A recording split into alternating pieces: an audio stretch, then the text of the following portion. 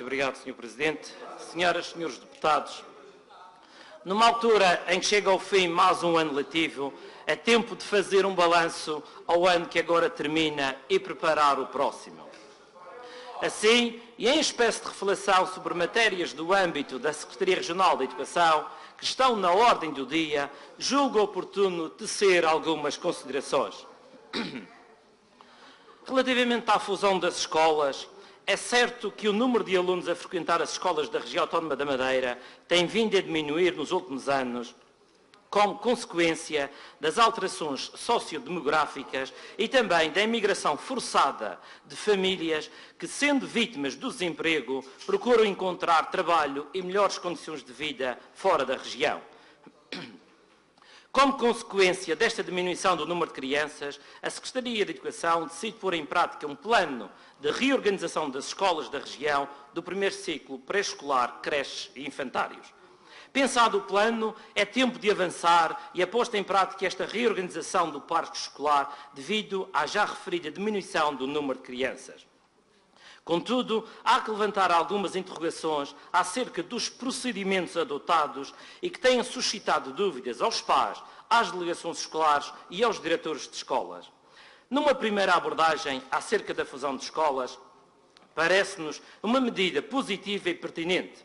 Mas a realidade dos factos é, por vezes, interpretada ao sabor dos objetivos de quem tem o poder para tomar medidas desta natureza.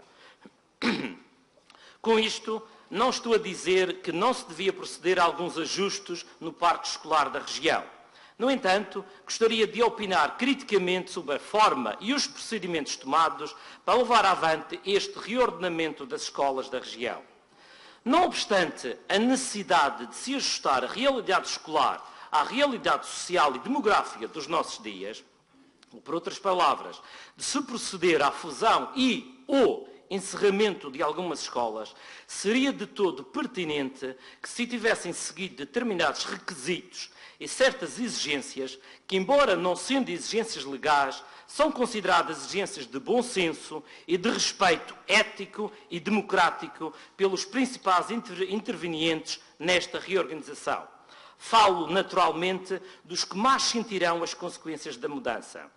Os encarregados de educação, os professores e educadores, os diretores das escolas e as próprias autarquias locais.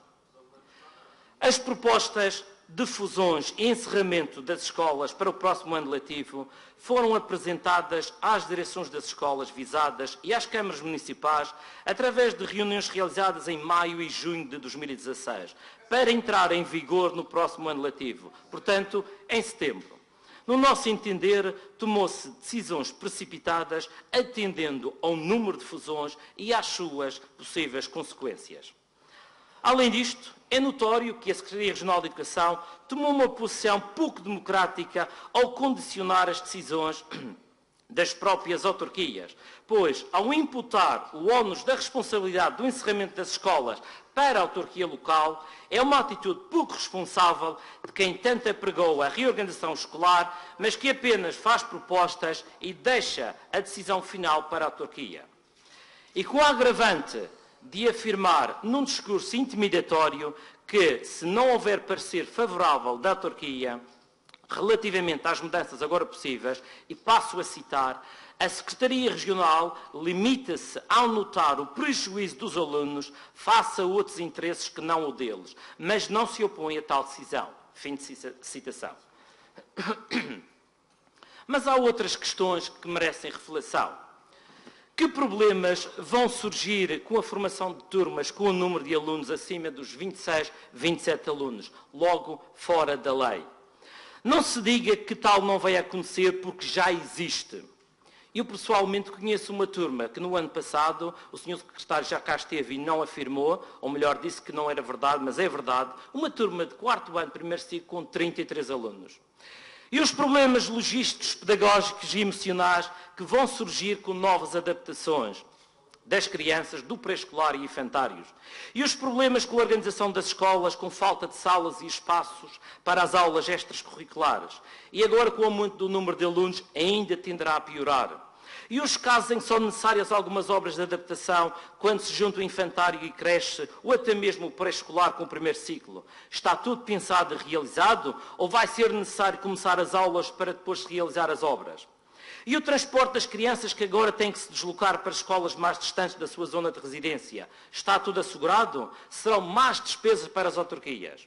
E os pais que não foram ouvidos nem consultados para opinar sobre esta reorganização, não terão eles direito a opinar sobre estas mudanças? Ou a opinião deles não é válida nesta matéria?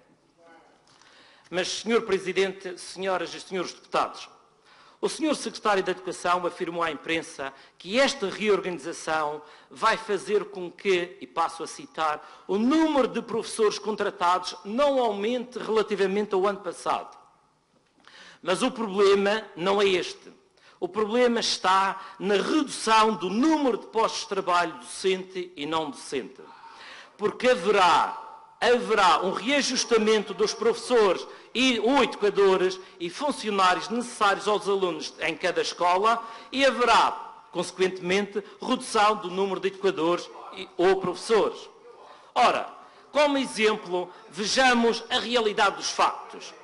Com a reorganização, passa-se de 41 escolas para 19. O que significa que 22 diretores dessas escolas vão deixar de o ser. Além da redução dos seus vencimentos, porque isso é um facto, estes vão ter de ocupar o lugar de professores ou educadores. E os 22 professores ou educadores que agora estão a ocupar esses lugares, o que é que vão fazer? Para onde é que vão? Estas contas revelam uma evidente medida economicista nesta reorganização e uma grande probabilidade de aumentar o desemprego entre os educadores e professores.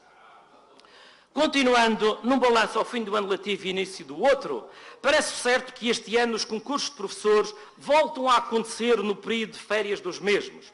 Porque, se será apenas no final de julho que as listas serão publicadas, e isto afirmou o Sr. Secretário, significa que só em agosto acontecerão os concursos.